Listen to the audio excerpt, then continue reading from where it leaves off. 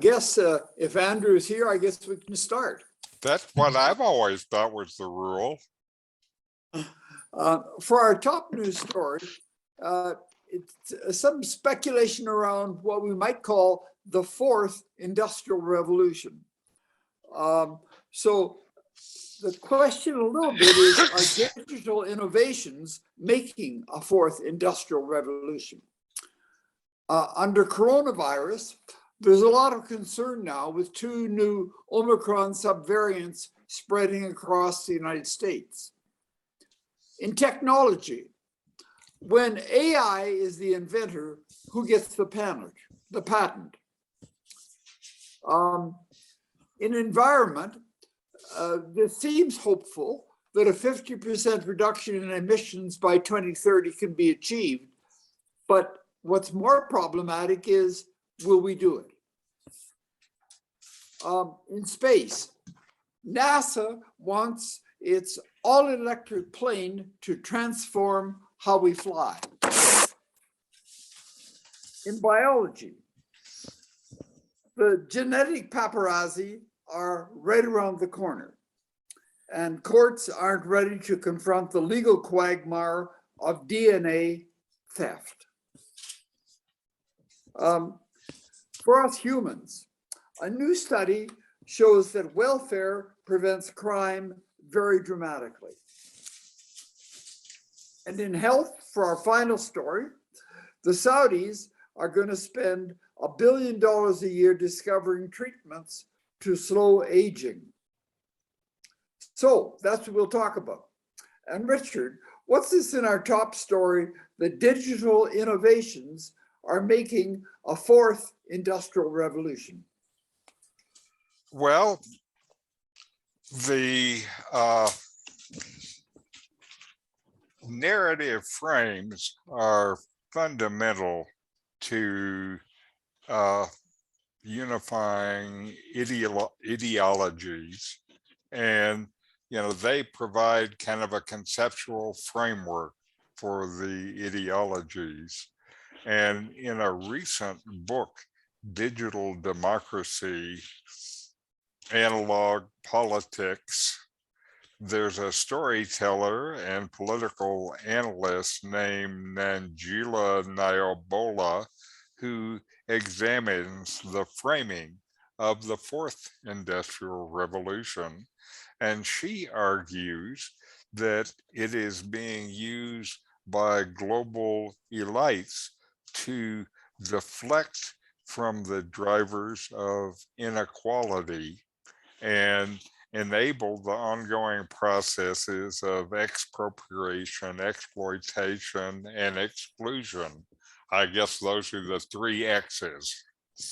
And she says, quote, "The real seduction of this idea is that it's apolitical. We can talk about development and progress without having to grapple with power."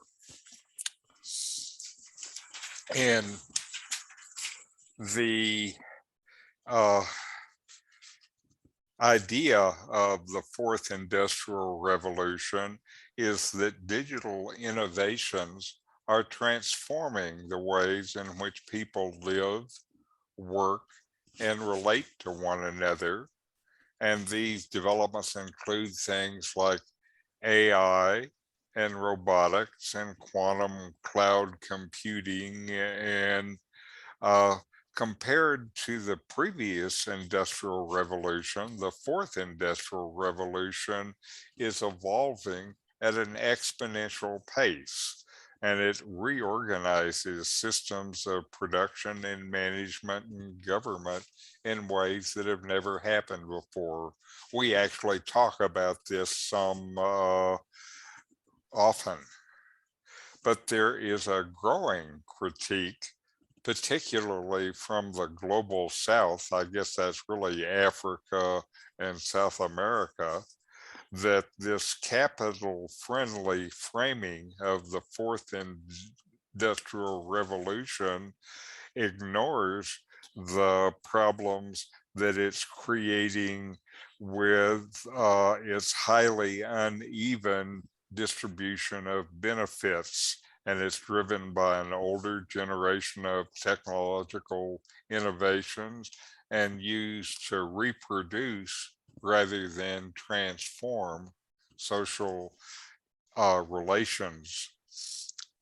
She writes that the challenge of how to harness digital innovation to improve the conditions of work and life while holding capital accountable. I'm not sure if we're going to ever be able to hold capital accountable as a personal aside. And it's clear that the digital technologies are reshaping the structure of the labor market and the conditions of the work. They're doing this through automation and labor replacement, but they seem to be deepening rather than transforming historic patterns of inequality. And even with that, you still have the African Union who say they have embraced the fourth industrial revolution. They see that it is an opportunity to leapfrog into the digital era, and that will be very good for their people and will generate new sources of employment, etc. Technical innovation can be beneficial for the working people.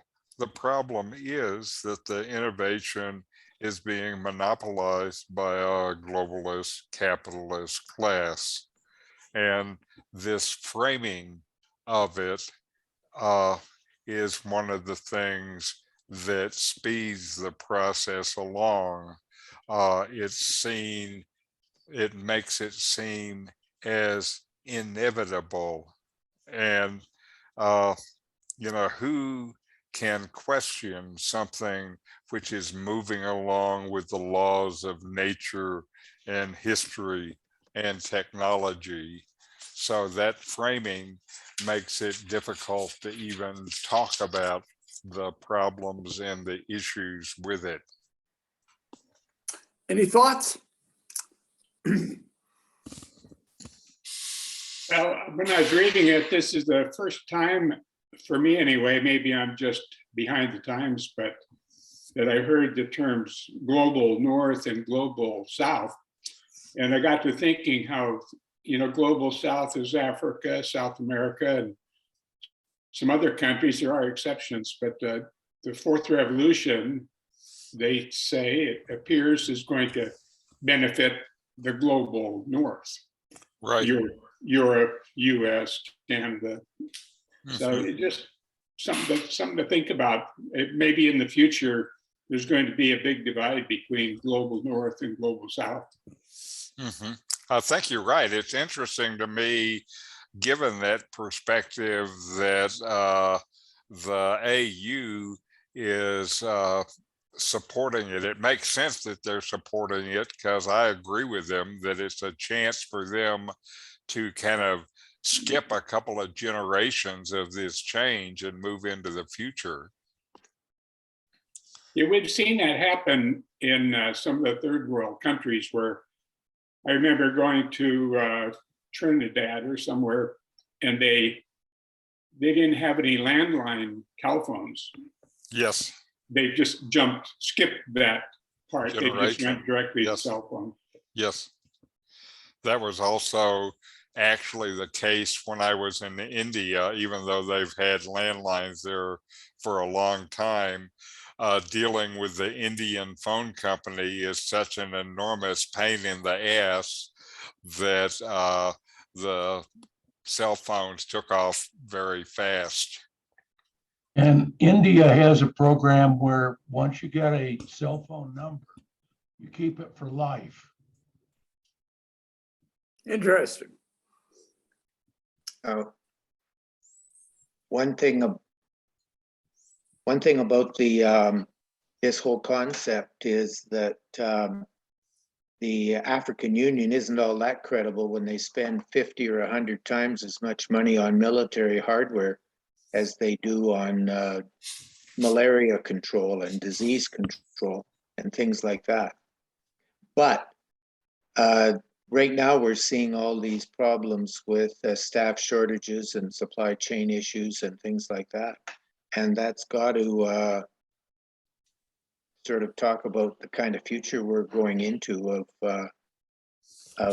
needing the South and needing the labor from Africa and South America and these places. So maybe that's happening. Yeah, with that, I keep waiting to hear when Nigeria is going to take over for the telemarketing outsourcing from India. A lot of people speak English there. And now we have vaccines against malaria and dengue, correct?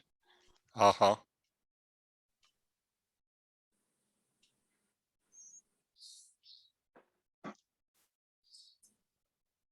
We seem to be moving a little bit into health. So on the coronavirus story, what about this concern with 2 new Omicron subvariants spreading across the United States? Tell us about it. Well, it ain't over till it's over, and it ain't over.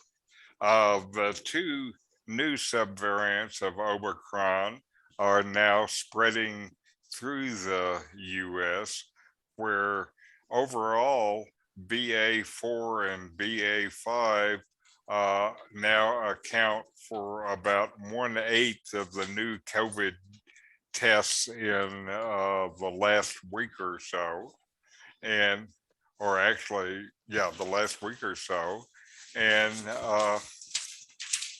the Omicron was only detected, or excuse me, BA4 and BA5 were detected in South Africa in January and February. And it's moving pretty fast to be such a significant percentage of the cases now, really just a few months after they first detected it. That shows how it can move. Still in the US, the most of the cases are still caused by the subtype BA2.12.1. Experts, though, believe that BA4 and BA5 will end up out-competing it and become dominant here like they have in Africa. The new subvariants are more contagious forms, and they looks like they could escape immunity from past infections and vaccinations and bring breakthrough infections. That's just what we need, another variant that makes breakthrough infections. In the US, the subtypes have spread, particularly in the South. One of the things that would concern me is one of the hot spots for them is Texas. And we know whatever we see in Texas will be in Mexico pretty fast. Scientists still remain unsure whether these variants cause more severe infections. So that part is still an unknown. It's really too new for them to know. And, you know, one of the problems in the US is this latest spike in cases comes at a time where cities across the US have largely dropped mask requirements. And this summer, going into the winter, they expect these variants to be out there in the population in America at relatively high level. So it ain't over, and BA4 and BA5 are the things to worry about now. On a related note, one of the big manufacturers, was it Pfizer, has announced that they are close to releasing an Omicron vaccine, and they think that the coronavirus is mutating so fast that they plan to put out a new version of the vaccine every 6 months, kind of like what is being done now for the flu, but on a much faster schedule because Omicron seems to move faster than the flu did. Any thoughts? I think it's interesting that right now, recently, United States has dropped requirement for people coming into the country to show that they are tested negative. You don't have to show that anymore. Yes. Canada has done the same thing, and our chief medical officer has said it's no longer a medical decision, it's a political decision. And it makes you think the whole thing is bogus, and they don't know. They just do whatever the politicians think is expedient.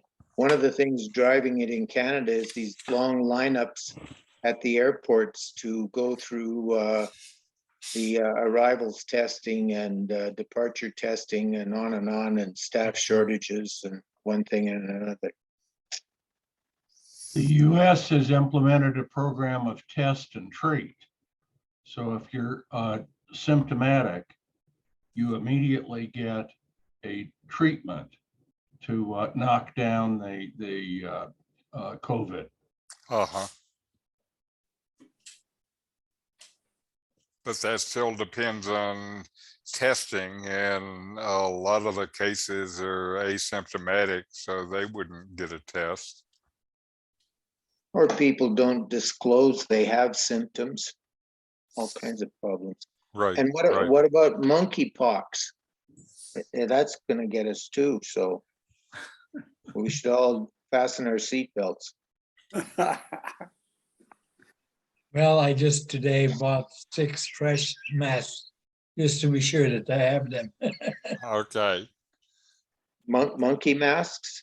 No, they're 94, whatever, Uh-huh. And 95. 95. I think it's pretty clear that the US and perhaps the whole world is suffering from COVID fatigue, they call it. Right. I think, and I am too. And what I think it looks like in the future, starting maybe about now, is that we need to be concerned about 2 things. One is hospitalization and death. If keep an eye on that, and if that's increasing, then there's a problem. And the other is, of course, long COVID. Mm-hmm. Just what are the implications for that? But other than that, California has mostly dropped masking requirements, and I hardly see anybody with a mask on anymore. Uh-huh. I still see them in here in Chapala, and I still see Mexicans wearing masks in Chapala. Well, I was at the dermatologist's office this morning, and they're all wearing masks. But I didn't have my mask yet. That's why I decided to buy some for myself too. Ah, okay. But they didn't say anything, but everybody was wearing masks. Uh-huh. I still keep one of the N95 masks in my rear pocket all the time, so I have it with me. Okay. The real problem in the United States is the low rate of vaccination. Only about 67% of people have been vaccinated. Oh, that's terrible. That's a big problem. Yes. To what do you attribute that, Hannes? I'm sorry? There is a process of natural selection. Those who aren't vaccinated and aren't wearing masks, maybe they've selected themselves. Uh-huh. Well, it turns out the infection rate and death rate in the red states is about twice as high as in the blue states. Well, there is light at the end of the tunnel. A little while ago, Time had an article which was saying why is the United States getting COVID and death and so on so much more than is true in Canada.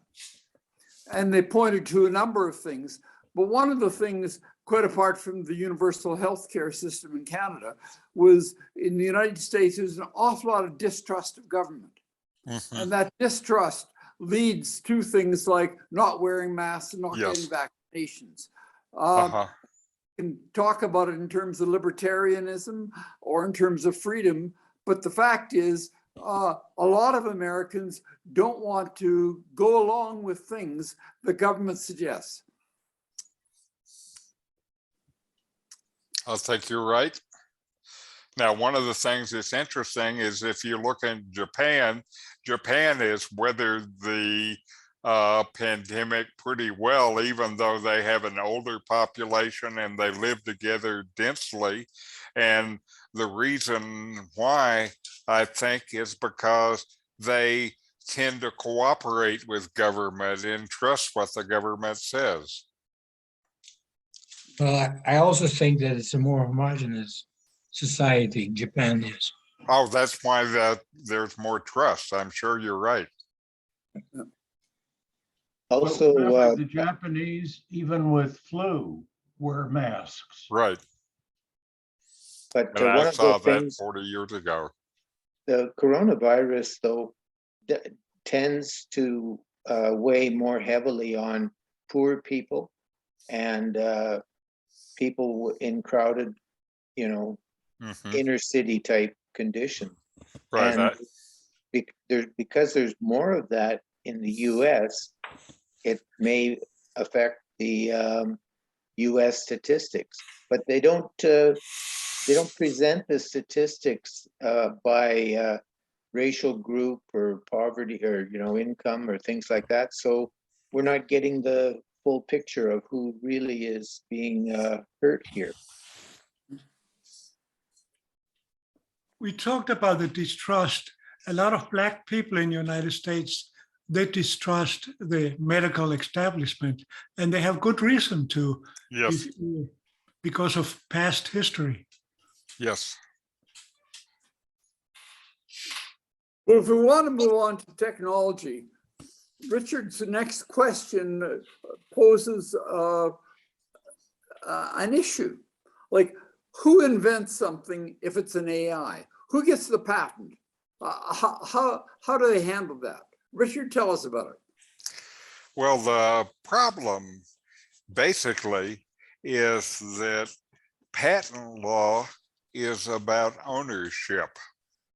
And right now, in the countries around the world, they all pretty much agree that to own something, you have to be a person, and that computers are not people. The day is coming, though, when new inventions that benefit us all are invented by these AI intelligences on their own. And this is going to make a real mess for the patent systems of the world. And right now, there is a live test going on around the world about a couple of inventions that are examples of AI systems that are claimed as the inventor of products. The case in question were from a machine called DABUS, that is device for the autonomous bootstrapping of unified sentience. I think they have to stretch themselves when they're naming these things. And this is created by Dr. Stephen Thaler, who's president and chief executive of a US-based AI firm. And he has named DABUS as the inventor of two products. One is a food container with a fractal surface that helps insulation and stacking. And another is a flashing light for attracting attention in emergencies. So he has been out filing patent claims around the world for these inventions. And the first place where the courts looked at them was in Australia. And at the lower courts, the judge accepted Dr. Thaler's appeal and gave the patent to the AI system. And then that ruling was overruled by a higher 5-judge panel that agreed with the commission that AI systems couldn't be named the inventor. And the laws, again, only consider humans or entities composed of humans as ones who can own patents. An owner needs to be a legal person, and AIs are not recognized as legal people. And this ownership is an essential detail of the AI law. Another problem with the idea of ownership is who owns the patent? Is it the AI? Is it the guy who wrote the software for the AI? Is it the person who bought the AI and then trained it up for their own purposes? Or is it the people whose copyrighted material have been fed into the AI to train it? So, whose knowledge is it anyway that the AI is using to make the invention? These are all thorny issues. And this is not the first time AI has been instrumental with coming up with new inventions. For example, in drug development, a new antibiotic was created in 2019 against drug-resistant strains of bacteria. And this was entirely done by an AI system that used deep learning to find a chemical compound that was effective. Here, they didn't file for the patent from the AI because I think they were in the drug business, and the guy who filed the patents was in the AI business and is promoting his product. But government bodies around the world need to modernize the legal structure and determine whether or not AI systems can be awarded intellectual property protection. And the cases that were filed with these two inventions continue to be fought around the world in a variety of courts. And I expect he's going to win at least in one of those cases, and we will have coming up the first case of an AI system being awarded intellectual property ownership. That's just my guess as what will happen, but it sure points out the problems with the legal system that this technology is bringing. The question is, if inventions have to be owned by a person, what constitutes a person? Can an AI be a person? I guess now we're discovering whales and octopuses have intelligence. Can an octopus own a patent? I wonder. I don't know. I don't know any octopus inventors, but just wait. Any thoughts? Well, I it think, might be more of a problem for corporations because in the United States, when you work for a corporation and you make an invention, they own the invention. They pay you $1, and they have met their legal obligation.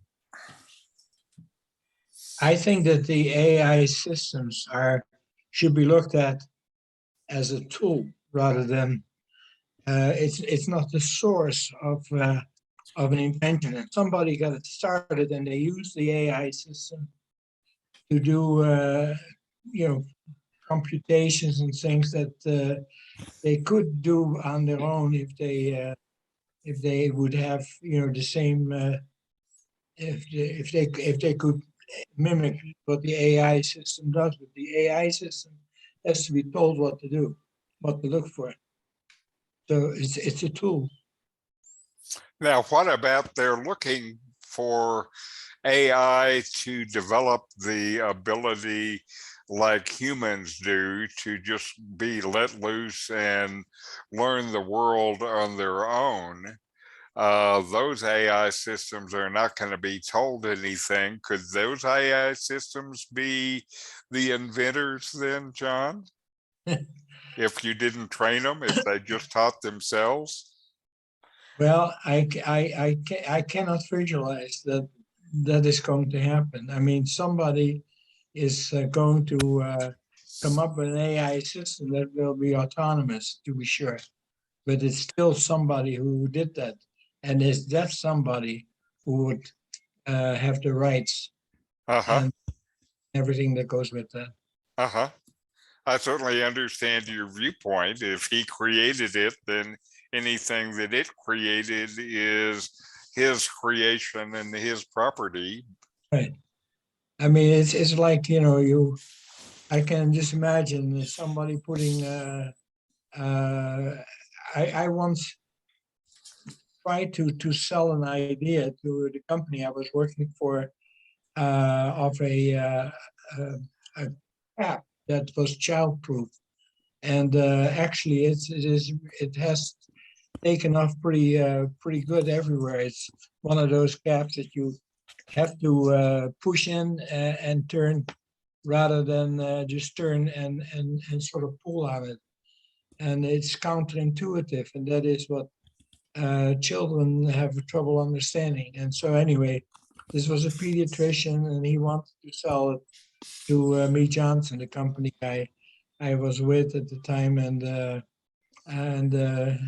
they did not accept it. But anyway, why the hell did I tell you? Oh, and but he was, he had been working with tools like pliers and things like that to try and make this thing work. And he finally came up with this.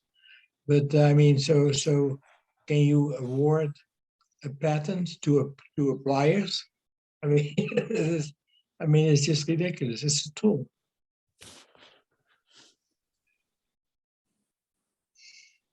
And if you did award the patent to an AI system and it received royalties or income, would it have to get a social insurance number and file tax returns and that Right. sort of thing? And a checking account?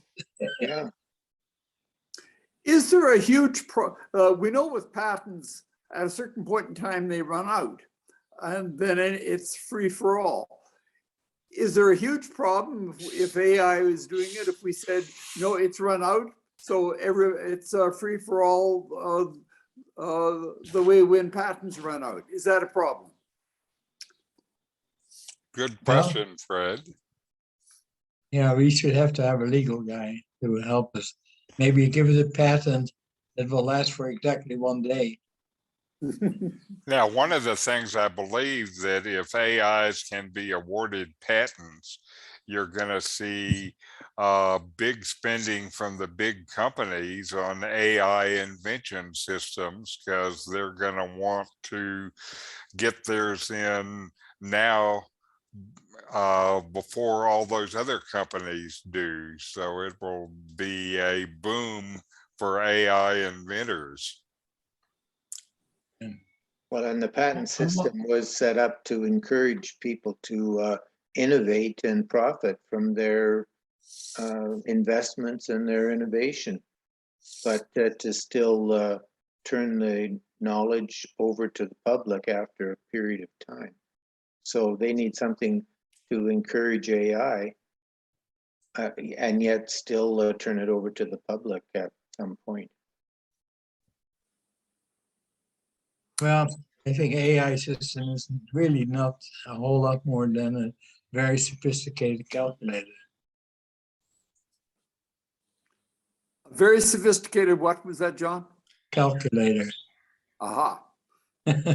But Well, there's the a, point there- that Richard made about the training material for the AI is very interesting. AI does not have traceability. So it's unlike other inventions where an inventor can show his work, that how he arrived at the invention. But AI does not possess that capacity. well, ordinary patent law doesn't require the inventor to show how he came up with the idea.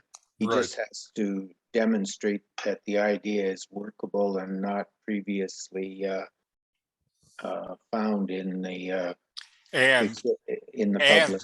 and that his invention is not obvious, Yeah. which is a little thing, because what might be obvious to you and me, or what might be obvious to a $1 billion AI system is not going to be the same thing that's obvious to you and me. And Richard, if we want to move on to the environment, apparently in this story, it says we can reduce the emissions by 2030 in half. We can reduce it by half, but will we do it? Tell us about it. This is one of the regular stories that I've reported that says we can do it. We know what to do. We know how to do it. We just have to actually do what we have to do. And this is a new study from a team of scientists and policy analysts from across the nation. And it says that there are multiple pathways to reducing greenhouse gas emissions in the US by at least 50% by 2030. That's pretty fast. There are multiple ways to do it, but big commitments need to be made, and they need to be made now. We can't wait. The case for clean energy is stronger than ever before. And the studies show that the 2030 emission targets can be achieved, but to do it, we have to double the amount of renewable energy capacity built each year, and then transition predominantly to EVs over the next decade or so. The reducing emissions or limiting emissions, actually reducing emissions by 50% also puts the US on track to supporting the Paris goal of 1.5 degrees C maximum raise. Now, the majority of the country's greenhouse gas emissions come from power generation and transportation. So to reduce overall emissions by 50%, the electricity grid needs to run on 80% clean energy. That's twice as much as now. Now they get 40%. And the majority of the vehicles sold by 2030 need to be electric. The primary barrier to increased alternative energy use is not costs, but really policy. And one of the issues that I think will be hard is they say what's needed is a coordinated policy between states and the federal government. And there are a lot of states that are not good at cooperating with the federal government. And thanks to advances in wind, solar, and energy storage technology, powering the grid with renewable energy will not be more expensive. And EVs, they say, could save the typical household $1,000 a year in net benefits. So there are benefits to the people from this transition. Also, a clean energy transition would reduce air pollution. Their estimates here say they would prevent up to 200,000 premature deaths and avoid almost $1 trillion in environmental and health costs through 2050. So there is a big payoff in health benefits. Within this, there is a role for these existing gas plants used infrequently and combined with energy storage. With these, then together with hydropower and nuclear, they are sufficient to meet demand during periods of either low renewable energy production or real high consumption. So at this point, the 2030 plan says we can do it with 80% renewable. We still need things like the gas-powered peaker plants, though, to be able to fill in when there is not enough energy from renewables or when there's excessive demand, like a hot summer when everybody has their AC on. So this continues to be a good news, bad news story. The good news is we know what to do. We have what we have to do it. We don't have to develop anything new. We just have to do more of what we're doing now. And we need to do it pretty fast. So that's the situation, and we'll see what happens. And 2030 is close enough that most of us will see it. Any thoughts? The bad news, good news in the States is that gasoline prices keep going up. Every day they tell you how much they went up. And a lot of our friends are buying EVs. So maybe that's the encouragement they need. Right, right. Yeah, The problem is they can't make EVs fast enough now. Well, this whole article is a lot of pie in the sky, because sure, it's technically possible, but the reality is implementing these changes takes far longer than people realize. And like, for instance, all these electric cars, the amount of nickel required is going to be tremendous. And right now, Russia is the biggest producer of nickel in the world. I think Indonesia is second. And just the supply chain is not able to keep up with the calculators of these pie in the sky academics. So it's not going to happen, but as you say, Richard, we'll all be alive and we'll be able to see how it works out. Look how But much Spain- look how much changed in the last 8 years. Not a whole lot, really. Spain is 54% renewable now. Well, you say that, but I mean, that may be their capacity, but what's their actual delivery? I think he's talking about actual delivery, not theoretical numbers. What Europe is it, Norman? also, the EU in the last few years has also lowered their emissions by 30%. So there's significant progress that is happening in places around the world now. Well, one good thing will be if we successfully boycott Russia's oil and gas sales. That'll certainly reduce things.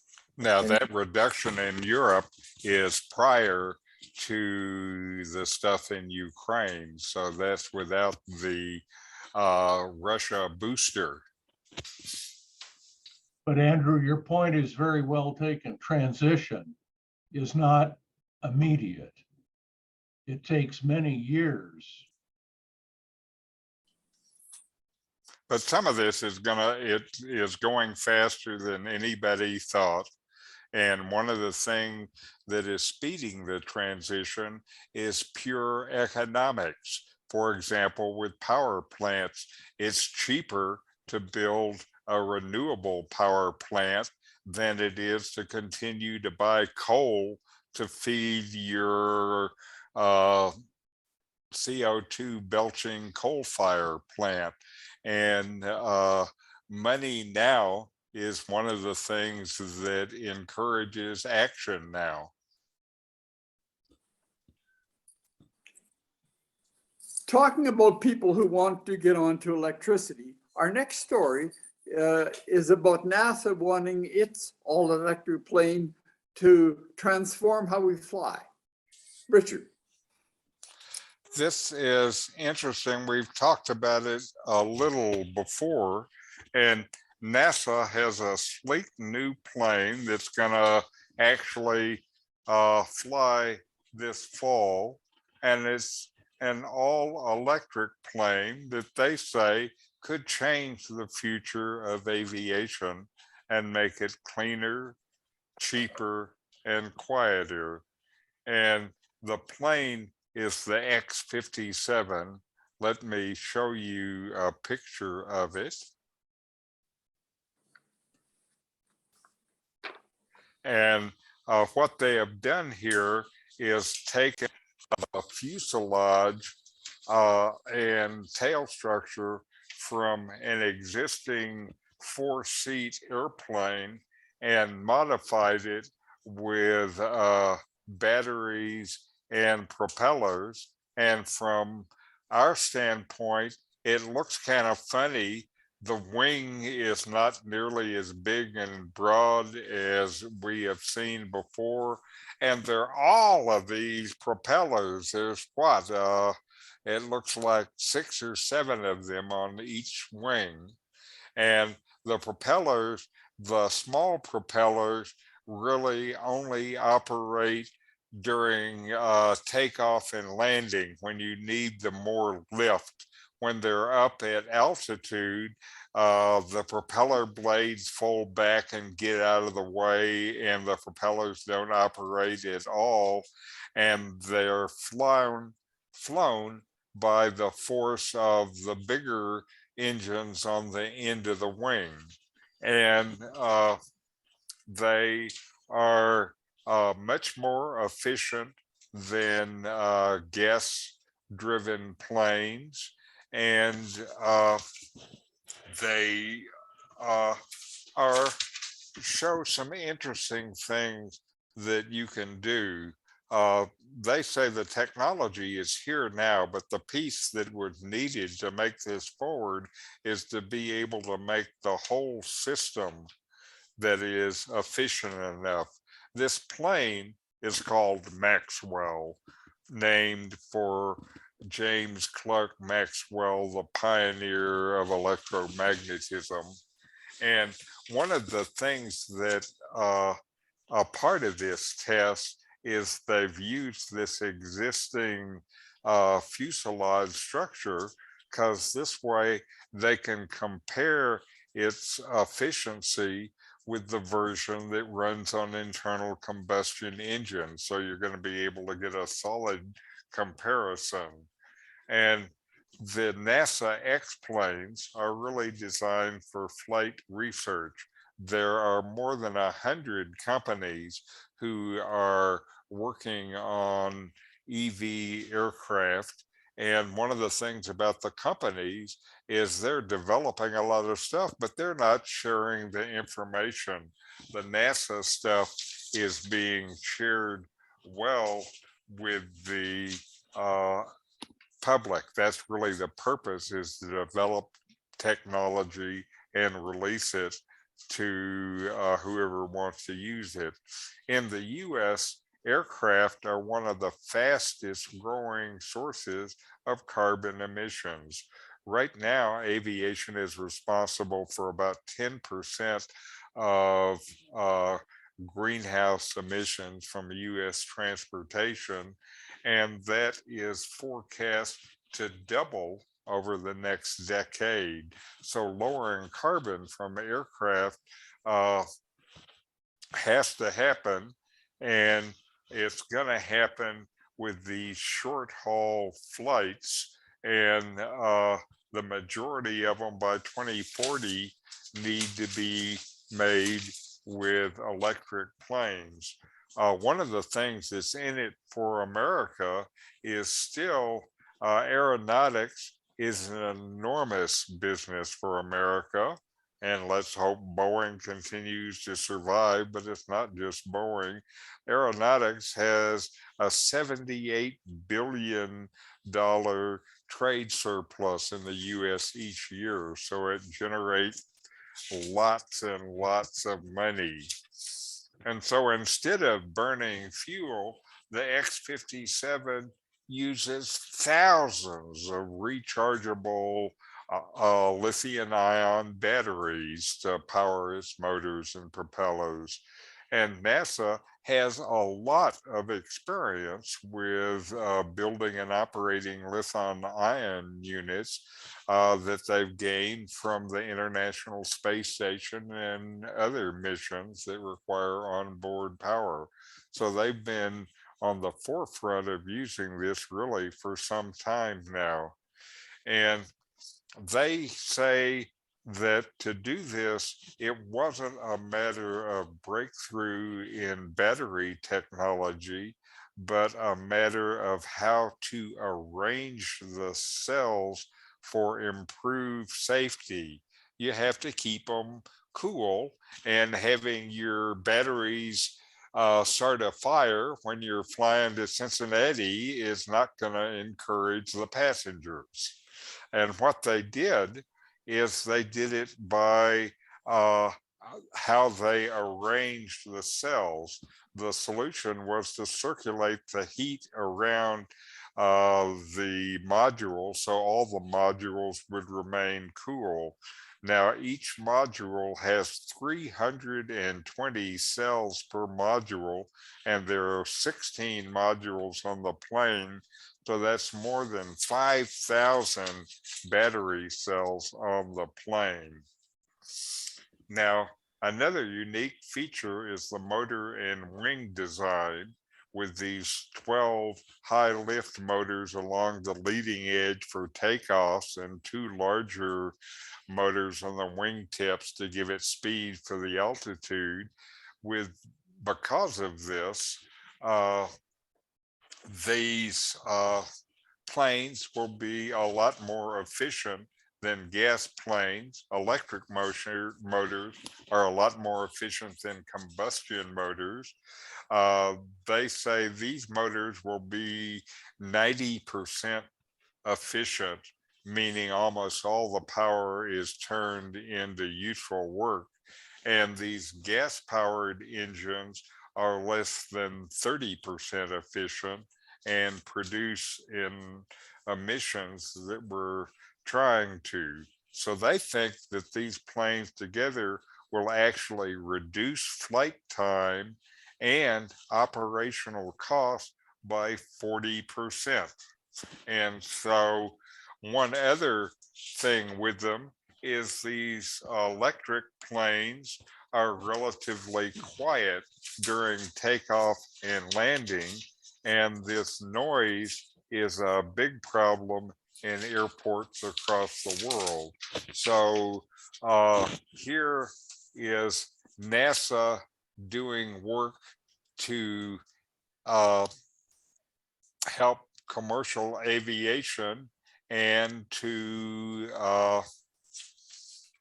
reduce the pollution involved with flying. And the first real test flight will be this fall in Southern California. There are several other major developments, including hydrogen-powered gas turbine generators to provide the power for takeoff, so that the batteries you're not dependent on the batteries. The other is surface effect vehicles that fly 100, 200 feet above the surface, going say, over the ocean between Miami and Uh-huh. Washington, or Washington and Boston, that require far less energy than airplanes. Uh-huh. And also, what we're facing in the US now with all these air traffic delays, a lack of personnel, because FAA certification requirements for pilots are rather demanding. And the surface effect vehicles that fly at 100, 200 feet over the surface, those, when they're over water, just require a captain's license rather than. Okay. So they're, in these lightweight gas turbines, to provide the additional power needed for takeoff, gas turbine generators Mhm. really are an advance. So there's lots of stuff going on. This is another case where I see a lot of developments in the pipeline, and I know one or two of them are going to win. And it's hard to know at this point who the winners will be, but there will be winners. Well, No, maybe Richard- all these Zoom meetings have reduced so much business travel. Maybe That's right. maybe we can go on Zoom vacation, and that way, Zoomcations, okay. yeah. So the cruise ship people ought to look into this, where they bring the cafeteria to you and let you think you're on a boat. Well, can you sit at the captain's table in a Zoomcation? That's a problem, perhaps. And Richard, if we want to move on to biology, what are genetic paparazzi that apparently are almost here and DNA theft is around the corner? This is another case where technology is meeting the law, and the law doesn't know what to do yet. Every so often now, you read stories of genetic theft or extreme precautions that are taken to avoid it. An example of this was the meeting between Macron and Putin, where Macron refused to take the medical test because he was afraid of giving Russia his DNA. The German chancellor also refused such a test for similar reasons. And remember Madonna? She has been raising alarm for this for the last 10 years, and she is concerned with people collecting and testing her DNA. She's so concerned that she hires cleaning crews to come and sterilize her dressing room after each concert, so she won't leave DNA around.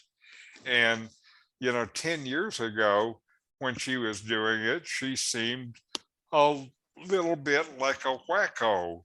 But now, as with the new technology for DNA testing and sequencing, maybe she is not so foolish. And what this writer says is genetic paparazzi may soon become a thing with DNA collection kits along with all their cameras.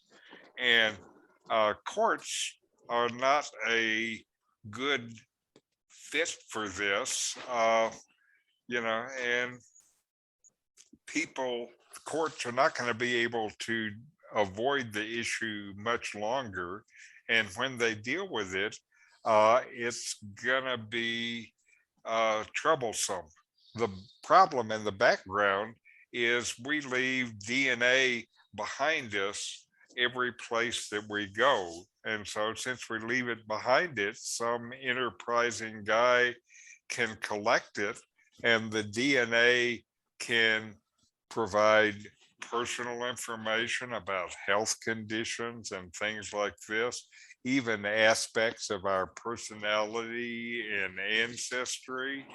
And more frightening is as genetic technologies continue to develop, there is fear about using surreptitiously collected DNA for reproductive purposes using in vitro gametogenesis and creating essentially a clone baby, say, of Madonna. And that has some people concerned. And taking a person's genetic information and material without their consent is intrusion into a legal domain that's considered deeply personal. And there are few laws protecting the interests of individual regarding their genetic information and material. I think we all know about cases where they use genetic material from some individual essentially without their consent and turned it into products to make money for the big companies. And in the case of the genetic paparazzi, courts probably will try to fit these questions about genetics into the legal framework that they've used so far about privacy rights. That's how they approach other intrusions into this. The right of privacy is limited, though, and public figures face restrictions. And while they face restrictions, they also have rights to control the commercial value of their unique, personally identifying traits. So people whose genetic material has been taken by their consent may also make a claim of conversion, saying their property has been interfered with and lost. So it's a thorny legal issue, and it's likely the legal action against genetic paparazzi will play a big role in terms of settling the laws about snooping on your genetic material. I was surprised when the North Korean leader has his feces collected rather than having anybody have access to them. But Yes. I realize now that Putin does exactly the same thing. Uh-huh. Maybe Anyone Putin else? does it so nobody can collect it and throw it at him. Or nobody else can analyze it.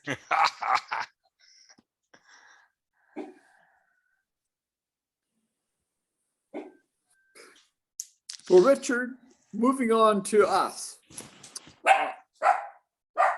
Sorry about that.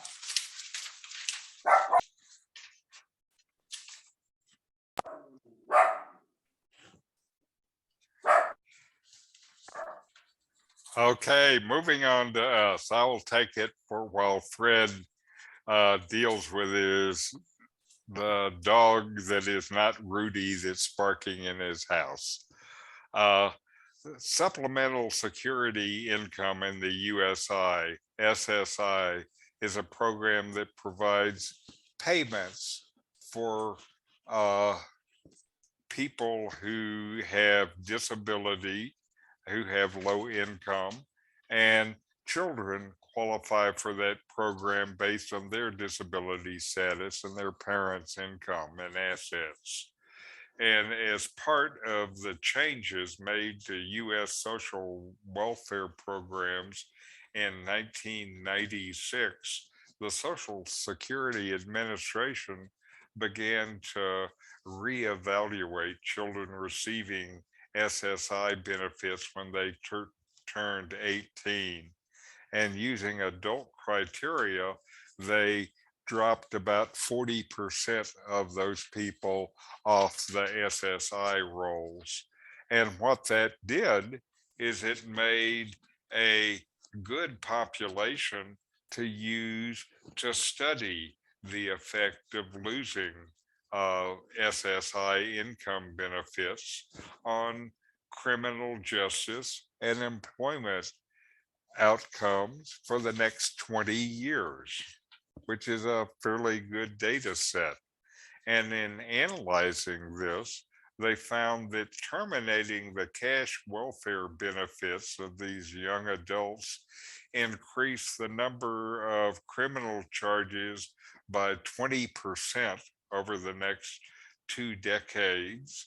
And these crimes were concentrated in what the authors call income generating crimes like theft and burglary, fraud and forgery, and prostitution.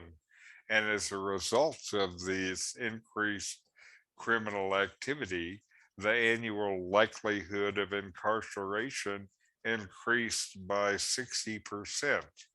And the result of the income removal on just the criminal justice involvement persisted more than 20 years later, and it looks like the cost of the criminal justice was about the same as was saved by reducing the SSI benefits. So the benefits to our society by this reduction was negligible.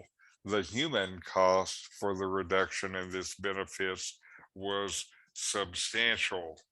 And this is a case where good study has revealed that taking 18-year-olds off of income support doesn't help. No, there are two interesting points about adolescence. Freakonomics found that 18 years after Roe versus Wade, the criminal violence of unwanted males decreased dramatically. Wow, I hadn't heard that.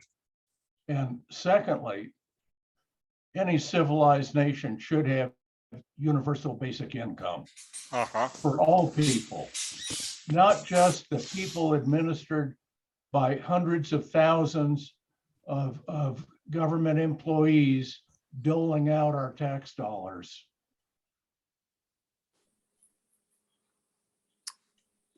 Any thoughts? I think the data you're mentioning, Richard, has been there for many, many years, because if you look at Europe, that has a much more benefits in different areas. And if we even look at our country next door, Canada, who also at least provides some healthcare and has a much lower crime rate than United States. So it's been proven before. Johannes, you're muted. I'm sorry? You were muted. We didn't hear all of that. Oh, I'm sorry. I was going to say that the data has been there for many years, because in Europe, Yes, and even in our country next door, Canada, which provides some benefits in the health area, the crime rate is much lower than the United States. So it's not surprising that they found this. but we're tougher in the US. In the Also US, our more- rate of incarceration is outrageous. Yes. And the cost of it is outrageous, and the financial cost is the smallest part of the cost. I think the human cost is immeasurable. But we have an incarceration rate that's greater than that of the Soviet Union, or rather Russia, Uh-huh. is just distressing. Yes. Wow. I certainly agree with Norman. It makes a great case for guaranteed income. And I think people forget that consumerism is what really makes the economy work. And that's why people like us, elder people, we're not productive in any special sense, except we consume. And we consume things, and this keeps the economy going. And the multiplier effect out of SSI is great. For every dollar you spend on it, you probably get $4 or $5 more in production and consumers. Right. Because of the financial, I forget what they call the money flowing around. Multiplier effect, I seem to recall. Something like that. Yes. And that multiplying effect is not top down. No, that's exactly right. That's especially with something like SSI or this guaranteed income, it's bottom up.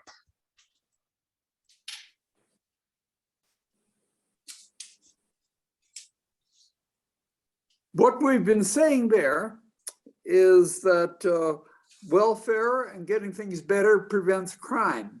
Now, is that what's also going to happen when the Saudis get involved, spending apparently $1 billion a year to make things better, in particular to slow aging of people like us? Tell us about it.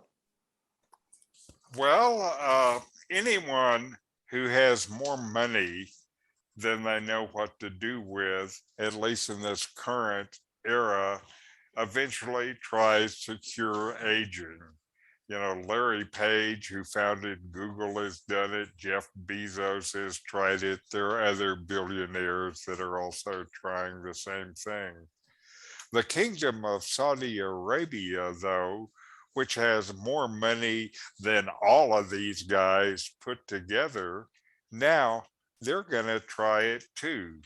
And the Saudi royal family has started a not-for-profit organization called the Hevolution Foundation that plans to spend $1 billion a year of their oil wealth supporting basic research on the biology of aging and finding ways to extend the number of years that people live in good health.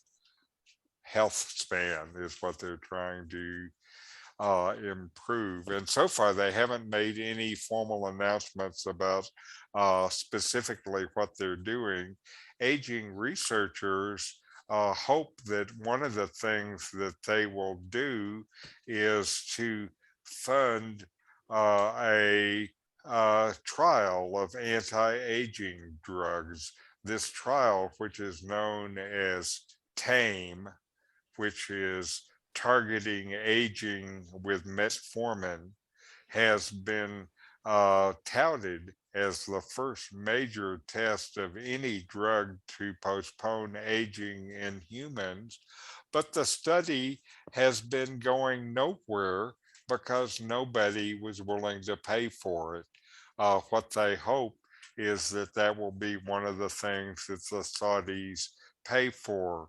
I hope that they do something like this. My fear with the Saudis doing it is if it comes from the Saudi royal family, I'm afraid that they will just let all the benefits go to the Saudis and not for the rest of us. So I hope to hear that they're doing some stuff that is going to benefit all of us and not just them. But as always, we'll see. But we've spent over $1 trillion trying to solve problems in the Middle East and in the Stans, in warfare. $1 billion a year, a drop in the bucket compared to the chaos that US has created in the area. Right, and it was trillions, not trillion. I think the cost I've heard is $3 or $4 trillion. And like they say, that adds up after a while. After a while, you're talking about real money.